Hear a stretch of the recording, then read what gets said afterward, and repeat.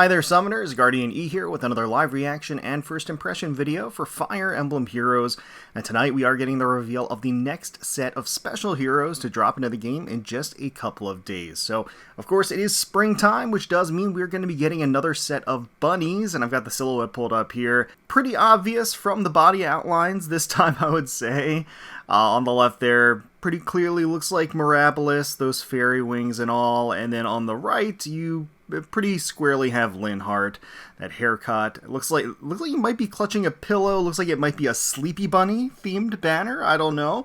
At least looks consistent with these two. But got the trailer pulled up. Let's go ahead and watch it together raw for the first time. React to the characters as they get revealed, and then take a closer look to see if this is ultimately a banner that I think is worth pulling on. All right, let's see who's hippity hopping into our hearts today.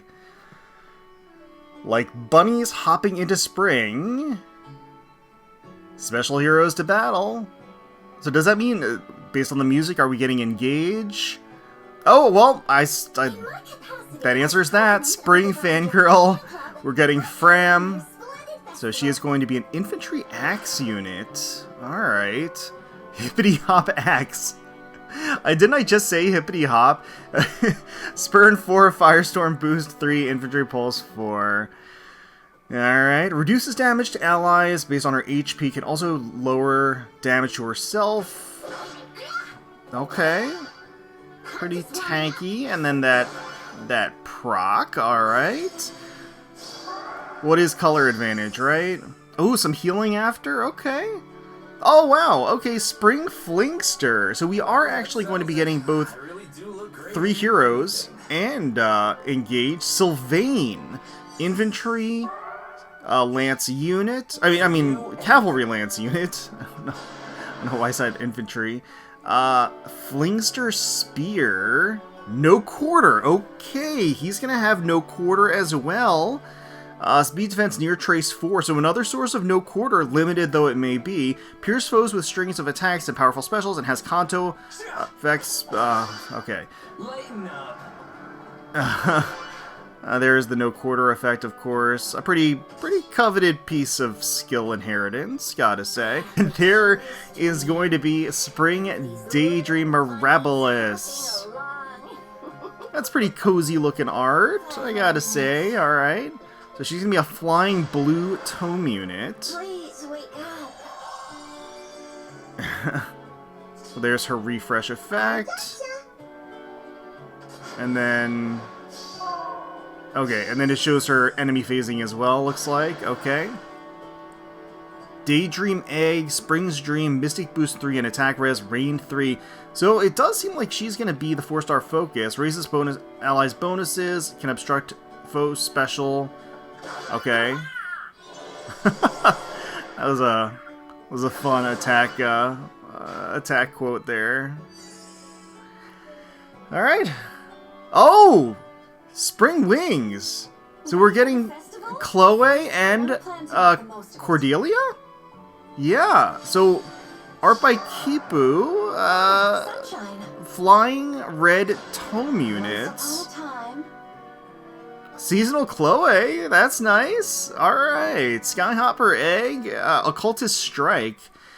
Grant allies charge, raise attack and speed to destroy foes. Okay. Attacking art, very nice. Has kind of like a storybook appeal to it. It's quite lovely. Okay. Harmonized skill. Grant special going to count -2 to unit. We'll take a closer look at that, of course.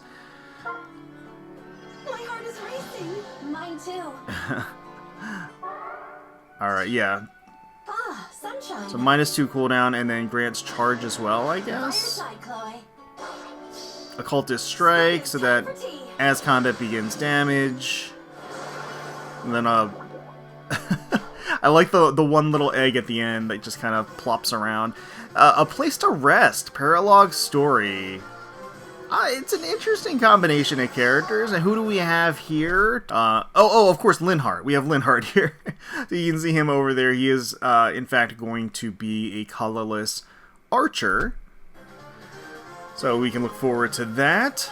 So starting on the 6th of March and going for an entire month, we've got A Place to Rest, the Spring Special Heroes banner for 2024. Mirabilis is in fact going to be the 4-star focus unit of the banner, so she's going to be a lot easier to get than the other units available. She is going to be actually sharing a color with Sylvain on blue, and then colorless is going to be the odd color out. No colorless focus units on this one, so definitely skip that color if you are pulling on this banner. So you've got a nice medley of title representation on this banner. There's a little double up of Engage, but beyond that, you've got Fire Emblem Heroes, you've got Three Houses, you've got Awakening. So again, they're all obviously really, really popular titles. But that being said, for only having 4 pullable characters basically, well /5, it's spread itself out pretty nicely. I'd say fairly popular picks at that. I know Mirabilis has her fans for sure.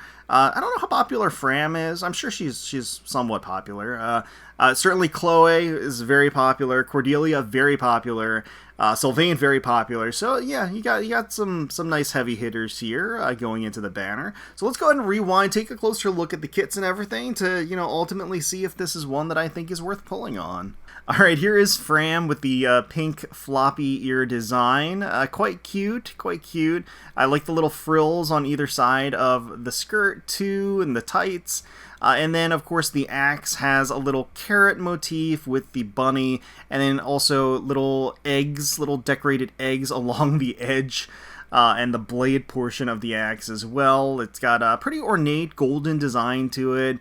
Little effects and stars and flowers and everything else kind of scattered throughout the outfit to give it a nice festive appeal. So Hippity Hop Ax, it's 16 might, has a killer slaying effect, +4 to all stats, and reduces damage from foes' attacks by X%. If unit's HP is 100% at the start of combat, X equals unit's HP value at the start of combat. If not, X equals 50% of unit's HP value at the start of combat, max 60, excluding AoE specials, to allies within 2 spaces of unit during their combat. And also, if the damage reduction effect of this skill is triggered, it deals 1 damage to unit after combat, deals 1 damage even if damage reduction effect is neutralized. At start of turn, if unit is within 2 spaces of an ally, restores 7 HP to unit and allies within 2 spaces of unit. Okay, some healing going on there too. If unit is within 3 spaces of an ally, grants attack speed, all stats plus Y to unit, where Y is the number of allies within 3 spaces of unit times 3 plus 5, max 14. If unit is within 3 spaces of a dragon ally, Y equals 14. So straight up, as a fangirl, right? As long as she's near a dragon, she gets that plus 14 to all stats within 3 spaces. Neutralizes effects that grant special cooldown charge plus X to foe or inflict special cooldown charge minus X on unit, and reduces damage from foe's first attack by Z% during combat. Z equals unit's HP at the start of combat, max 60, and then first attack would include both hits of a Brave effect as well. Alright, so she is going to be hella tanky. I got the Killer Slaying effect, tons of stat boosts, both flat stat boosts as well as ones that scale, specifically off of the number of allies, and then of course getting a major boost or guaranteed boost maxed out with the dragon ally near her. Again, you got the damage reduction effect, and then you've got this odd kind of chip damage that she takes after combat if she did invoke the damage reduction effect. So basically if somebody attacked into her. So she does take 1 chip damage, but then if she's within 2 spaces of an ally, she restores 7 HP. So maybe that'll make more sense with the rest of her kit. I'm not really sure why she takes the chip damage if she's going to heal after anyway. But maybe all will be answered later. But again, super tanky. Up to 14 stats, stat boosts in addition to the +4. So that's plus 18 to all stats, given all of the conditions are met. And then, of course, neutralizing the effect of, guard effects as well as killer effects. Firestorm Boost 3 for the A slot grants HP plus 5. At start of combat, if unit's HP is at least 50%, grants attack speed plus 7 to unit during combat. Also, if unit is within 2 space of an ally with 50% or higher HP, grants special cooldown charge -1 on foe per attack during combat. So, actually inflicting guard on the enemy as well. Spurn 4 for the B slot is going to help her. So she's going to be pretty speedy. Overall, getting a ton of stat boosts from her weapon, but then Firestorm is going to give her attack and speed boosts, and then that's going to be further capitalized on with the Spurn 4 skill. There's some nice damage reduction built in there, and stacking, of course, with her weapon's damage reduction. And then additionally, there's going to be additional fixed damage when the special procs. And then Infantry Pulse 4 for the C slot 2. At the start of turn, unit's cooldown is at its max value. Grant special cooldown count -1 to unit. And then at start of turn, if any infantry ally's special cooldown count is at its max value, and that ally's HP is max HP is less than unit's max HP, grant special cooldown count -1 to that ally. So also providing her allies, or infantry allies, additional cooldown at the start. So lower damage to herself and even heal too. So it's an interesting medley of different effects that she's got. Again, super tanky, lots of stack damage reduction, and then huge damage in addition to fixed damage off of her special proc, and then odd healing afterwards too. Wait, I'm a little confused here. Because the combat demonstration showed that she healed for 7 HP, although wouldn't she have taken the 1 HP damage after combat? So wouldn't that be 6 HP? I must have read something wrong here. So that's a little odd. I don't know. I might be misinterpreting something with this skill. Might be something super obvious that my brain is just not able to understand. I mean, that's clearly damage reduction effect. So then she attacks, and then they heal for 7. Yeah, I don't know. Alright, well next up we've got Sylvain looking sufficiently flamboyant and stylish in his fabulous spring outfit. It's got some deep, rich colors, some heavy line work too to the art, which is something you don't see too often, and it looks really nice. It comes together great. I think they captured his playful and cavalier spirit. He's got the wink, the outstretched hand, clearly trying to play the playboy a little bit here. He's got the thematic lance with the giant carrot at the end, and even like the blue stripes along the actual pole part of the staff is bright and colorful. And his outfit itself actually has a lot of warm autumnal colors. You got the browns and the ochres and the yellows. So again, not too loud as far as the color schemes go, but again, deep, rich colors in general. And he does have a lot of the floral accessories to really kind of brighten things up a little bit. So Cavalry Lancer here, Flingster Spear, 16 Mind Killer Slaying Effect. If a rally skill is used by unit, grant special cooldown charge +1 per attack during combat to unit for 1 turn and restore 7 HP to unit, and afterwards, once per turn, grants unit another action. Oh, so he's one of those. He's kind of like a leapfrog unit where he can actually use his own rally skill to refresh himself and use that to basically have a double action. So that's pretty nice. He also gets a little healing on himself when he does so. Also provides a nice buff to himself, at least as far as sort of a blade effect. So you gain more special charge and all of that. At start of combat, if unit's HP is at least 25%, grants +5 to all stats, neutralizes effects to prevent units' follow-up attacks, and reduces damage for foes' first attack by 40% during combat. First attack, it will include both hits of a Brave effect. And also, if special cooldown charge +1 per attack during combat is active on unit, neutralizes effects that inflict special cooldown charge -X on unit during combat, and unit attacks twice. Alright, so if he does in fact have the actual effect that he gives himself, the blade effect, after using a rally skill, he then gets the ability to Brave attack, so he attacks twice in a row. And neutralizes guard on the unit too. So that's pretty nice. So that encourages Sylvain to attack after using a rally skill. So That's interesting. Okay. Rally attack speed plus. Naturally, he would have a rally skill because that's going to synergize well with his weapon. No quarter for the special. So once again, the second unit that we have in the game with no quarter as an inheritable special. Quite coveted, quite powerful, quite useful. Also available on Christmas Demitri, who is one of the finalists for Hero Rises. So is going to be available on that banner. Attack speed clash 4. If unit or foe initiates combat after moving to a different space, grants bonus to units attack and speed during combat equals X plus 6. So being a cavalry unit, going to be able to take advantage of those additional movement tiles to boost his stat line. Speed defense near trace 4 enables Kanto remainder plus 1 min 2. So minimum of 2 spaces Kanto. Inflicts speed defense minus 4 on foe during combat, and unit deals plus 7 damage. So some fixed damage built in there with the Trace 4 skills, including with AoE specials. So that is quite nice. That's very unique. It's a unique archetype. So pierces foes with a string of attacks and powerful specials, and has a Kanto effect that grants 2+ spaces. So once again, he is encouraged to use the rally not only to propel him forward and basically leapfrog forward, but he's also got that no quarter, that proccing, all of these effects, a brave effect on his weapon too, Kanto, all really good stuff. And next up we've got the Sleepy Fairy Mirabilis, a flying blue tome unit, lots of pink, got her signature floppy sleeves with sort of the flower petal motif, and then the actual giant ruffles of her skirt. So a lot of her original design is maintained here. She does have the floppy bunny ears, which is quite cute. The rest of her outfit is sort of a leaf green with some daffodil yellow or maybe some goldenrod in there. Pretty nice, comes together nicely. It has the intended effect of kind of invoking spring and spring effects, which I think is good.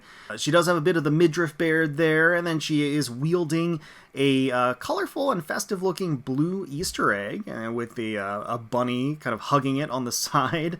Pretty cute. Alright, so Mirabilis is going to be the 4-star focus unit of the banner, but she is going to have her own unique weapon. So Daydream Egg. It's 14 might, grants res plus 3. If penalty is active on any foes within 3 rows or 3 columns centered on unit, inflicts minus 5 to attack, defense, and res, and special cooldown charge minus 1 per attack on those foes during their combat. So actually having a guard debuff on the enemy. And then furthermore, at start of combat, if foe's HP is greater than or equal to 75%, or if penalty is active on foe, grants plus 5 to attack, defense, and res to unit, and reduces damage from foes' attacks by 20% of unit's res during combat. Alright, that seems okay. For a 4-star support slash buffer slash debuffer, it's not bad. Spring's Dream for the actual assist, though, grants additional target to target ally, so a refresh. Grants attack plus 6 and bonus doubler to target ally and allies within 2 spaces of target ally, excluding unit for 1 turn. Inflicts attack minus 6 and panic on nearest foes within 5 spaces of target ally, and any foe within 2 spaces of those foes through their next action. So, again, keeping in line with the whole buffer slash debuffer, bonus doubler, quite nice, quite a nice effect to bestow, in addition to not only the target, but that's refreshed, but also allies within 2 spaces, and then a debuff on the enemy that mirrors the attack plus 6 on allies, attack minus 6 on foes, and then panic as well, an AoE debuff, pretty nice. Mystic Boost 3 for the B slot, and attack res rain 3 for the C slot. Both of those actually fairly useful as far as tier 3 skills go, and also awesome stepping stone skills. All in all, you could do a lot worse than Mirabilis, because at the end of the day, she's going to be a useful support. I mean, these days, flying dancers are kind of a dime a dozen. They're not really rare anymore. So she is going to be easier to get. You know, she is a dancer. You're probably not going to really need a ton of merges on her, but she is going to be relatively easy to get and nice to have in your back pocket, I think, as an overall buffer slash debuffer for that intended purpose. So it's a decent kit as far as a 4-star special unit is concerned. It's not amazing. It's definitely not amazing, but it's pretty good. And finally, last but certainly not least, we have the harmonic duo of Chloe and Cordelia. by Kipu. They are going to be a flying red tome unit. Once again, I think their design has sort of like a fairy tale storybook appeal to it. I don't know if it's the after effects, the glow. Certainly the color choices, the pastel colors really do lend themselves to that. And of course the nice contrast between the two bunnies too. Chloe, super popular. I enjoy myself some Chloe as well. I love Cordelia too. Both of these characters I think work very well together, at least from an aesthetic perspective. I really like the character choices. I think there's a nice contrast between them, and it works quite nicely. Chloe does have the floppy ears. You've got Cordelia with the actual upward bunny ears. Chloe obviously on the more full-figured side, and Cordelia on the slender and petite side of things. Cordelia does have the long, swooping, straight hair. Chloe does have the luscious curls on the side too. So again, it does feature some nice contrast. So I think that the idea behind the composition is really interesting. That the fact they're both kind of like in a sitting pose, although I can't really tell what they're sitting on. I don't see a stool or a chair or anything.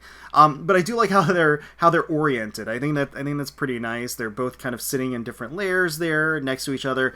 And I think that works well. I feel like the pose looks a little stilted though, so I like the idea behind it. The execution is a little odd, and then also I've got to say that Chloe's eyes look a little crazed. I don't know if it's just me. I think it's probably like the small pupils, but it kind of looks like she has almost like this like dangerously empty stare going on, which it's like she's peering right into my soul. I don't know.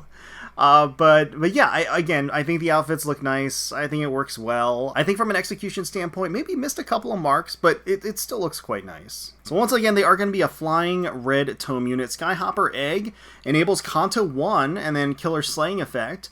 At start of turn, if unit has at least 25% HP, gets attack speed +6, charge, and if unit initiates combat, reduces damage from foes' first attack during combat by 40% to unit, allies within 2 space of unit, and allies in a support partner pair on player's team, excluding with unit for 1 turn. Oh, excluding with unit. That's interesting. Oh, right, that does make sense with Chloe. I forgot about that. Yeah, so that is kind of like her thing, right? So if there is a support partner pair on your team that does not include this unit, they actually will always get the buff too, irrespective of positioning and everything else. At start of combat, if unit's HP is at least 25%, grants +5 to all stats to unit and an additional bonus to unit's attack speed equal number of allies granted charge times 4 max 8. Deals damage equal to 20% of unit's speed, excluding AoE specials, and reduces the percentage of foes' non-special. Okay, so it's got damage reduction piercing or damage reduction built in as well. So it does seem like they've got a nice medley of offensive support going on with their weapon, being able to grant all those buffs to their allies, not only in a boost or a buff specifically to the attacking stats of attack and speed, but also charge and damage reduction all together is quite nice. And then, interestingly enough, additional stat boosts in that scale off of the number of allies that were granted charge. Max 8, and then just some fixed damage that scales off of speed, which is quite nice, and damage pierce. All really nice things. Draconic Aura for the special, Remote Sparrow for the A slot, Occultist Strike for the B slot, Speed Res Crux for the C slot, inflicts Speed Res -4 on foes within 3 rows or 3 columns centered on unit, and those foes suffer guaranteed follow-up attacks during combat? What? Really? That's a crazy support ability for the C slot there. That's so good. It's an in-combat debuff, even harder to negate because it's not an activated debuff on the enemy. That's really good. That's a really good support ability for flyers. Wow. Alright, they can grant allies charge, can raise their attack and speed to destroy foes with powerful attacks. Yep, absolutely destroy them, of course. That Occultist Strike, and then here is the actual attacking art. So once again, I guess they're not sitting, they're just kind of like sitting / floating. Again, which adds to that whole storybook thing. So maybe that's why I was thinking of kind of like fairy tales and Alice in Wonderland and those kinds of sort of whimsical and mystical effects, because it does kind of feel like they're like floating and flying in almost like a sitting pose, so it's kind of nice. And then the art, again, very fanciful. I think it comes together really nicely. You've got Cordelia with the outstretched palm. You've got Chloe up there with the fingers across the forehead, really filling out that costume quite nicely. The baskets, the eggs, and everything else. Very nice. Alright, so the Harmonize skill, obviously affecting Engage and Awakening units. Grants special cooldown count -2 to unit and allies from the same titles as unit. Grants Resonance Blades and Incited to unit and allies from the same titles as unit. Resonance Blades, of course, is going to be an attack and speed buff, and then Incited is going to be a further attack and speed buff that scales off of effectively a clash effect, the number of tiles. It scales off the number of tiles, movement tiles.